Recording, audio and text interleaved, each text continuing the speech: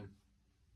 And the story I wanted to talk about today was a story that taught me wonders about just being open minded and having a willingness to learn and try new things. So I was 12 at the time, and I'd been in a city.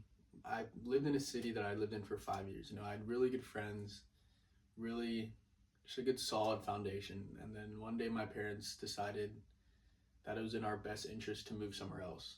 And I was so unbelievably hesitant that I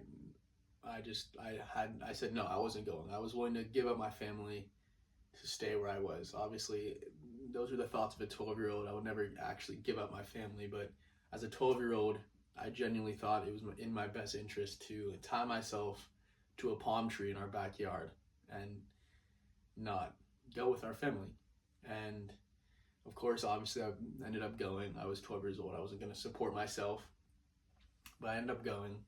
And the new city was the best place I've ever seen. Like, just the best thing that could ever have happened to my life. I met so many great friends, connections, opportunities, just everything you could imagine.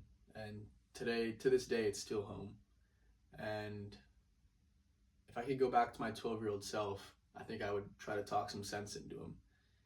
And even though I was only 12 years old, I think that lesson kind of just stuck with me since then as, kind of like it was a building block for me for steps of just open-mindedness, like I said, and being willing to try new things and to put yourself into situations where you don't feel so comfortable, because you never really know how your life will take course. You can literally find the best people you've ever met in your life. You could find the best opportunity. You could find a passion.